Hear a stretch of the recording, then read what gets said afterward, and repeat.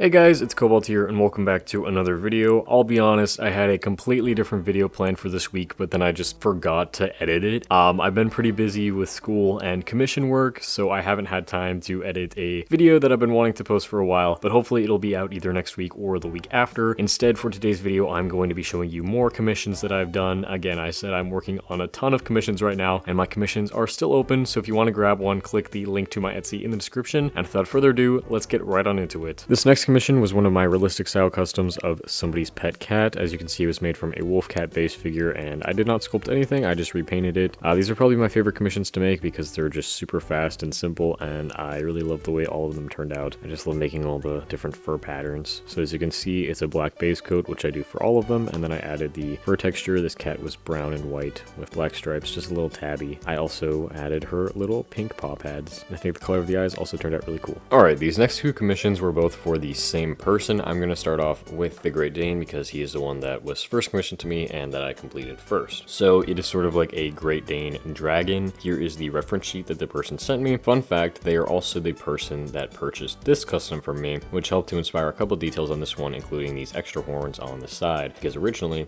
on the reference it just had these top two, but they did want me to paint all of them the same. So as for sculpted parts, of course, I sculpted the horns, I sculpted these little teeth here, I sculpted the extra fluff on the cheeks and on the ears, and inside the ears as well. On the body, I sculpted all the claws, and I sculpted this big tail with the spikes and the little tuft at the end of the tail. Another thing, when they sent me the original reference sheet, they did not know how they wanted the eyes to look, and they didn't know what color they wanted them either, so I decided that purple would be a good color because we already have the blue and the orange complementing, so I figured that purple would be nice to complement the yellow in the design, and I came up with this style, which I think looks super cool, and I love the eyes. This is probably one of my favorite commissions I've ever done for somebody. I feel like I say that a lot nowadays, but it is true. This guy just has so much going on, and it took me a really long time to complete, but I pulled it off, and I think that it turned out super awesome. Now let's talk about the alligator. This was commissioned a little bit after the first one, and of course I finished it a little bit after the first one as well. For this one, this is my first time customizing one of these LPS alligators. This is a Generation 2 alligator, and I have painted a Generation 5 one before, but this one is quite different and a lot bigger. As for sculpted parts, I sculpted the unicorn horn, and then all these extra yellow bits here on the head and the eyes, and the ruffled collar, and then this little design on the tail. Here is the reference sheet. I took on this commission because I was like, hell yeah, give me money, I'll totally do this, but I'm like, I have no idea how I'm going to sculpt these things. I definitely think that the sculpting could have turned out a bit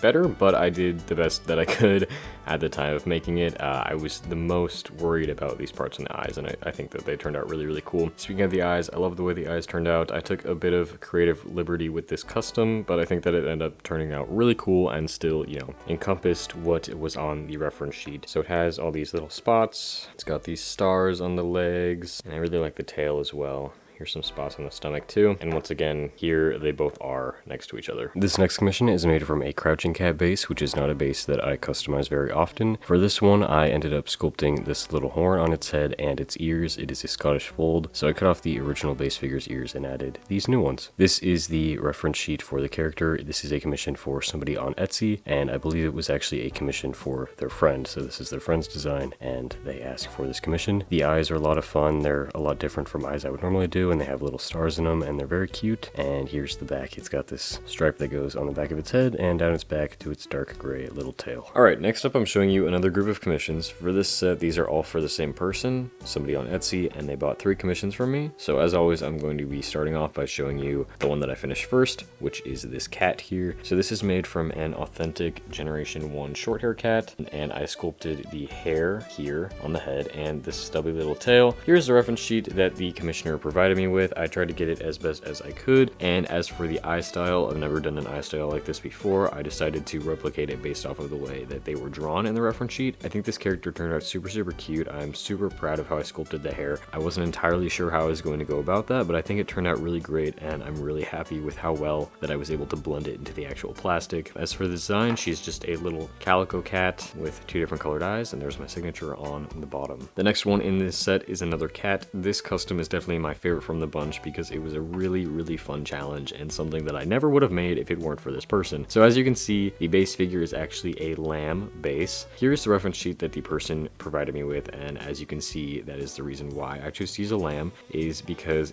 the custom has a lot of really curly fur, and I had no idea how I was going to sculpt that, and I realized that a lamb would be a perfect base because it already has a fur pattern like that made into the plastic. Of course, I did have to turn it into a cat, so I cut off the lamb ears, and I also cut off the little bow that lamb LPS have. So I had to resculpt a little bit there. As you can see, I also sculpted these little curls on the top of the head just to give it a little bit more hair fur. I added these on the cheeks to make the cheeks a bit fluffier. Of course, I also sculpted the ears. I love the way that the ears look, especially from the back, and I sculpted this really curly fluffy tail. Super happy with how well that blends into the original plastic. And finally, I sculpted the paws because obviously lamb LPS have hooves, and I needed to give this character paws because she's a cat. The overall design is very simple. It's just a off-white base color with some dark brown spots, and again, I did the same eye style as this one because that is the style used in the reference sheet. I changed them up a little bit. I added these little green dots inside the black part of the eyes just to distinguish them a bit more. I think this custom is very cute, and I would love to make another custom using this base figure technique in the future. And the final custom for this set is one of my realistic style customs of this person's dog who passed away. They asked me to make this dog's eyes closed because their dog did not have eyes. This is something that I've never done on a custom before, but I think this custom turned out really sweet looking, and I love the way his closed eyes look, and I still made them shiny even though they're closed, and I made his nose shiny and his little tongue shiny. As you can see, not much to say. I just tried to replicate the fur patterns as best I could. Here is the next commission.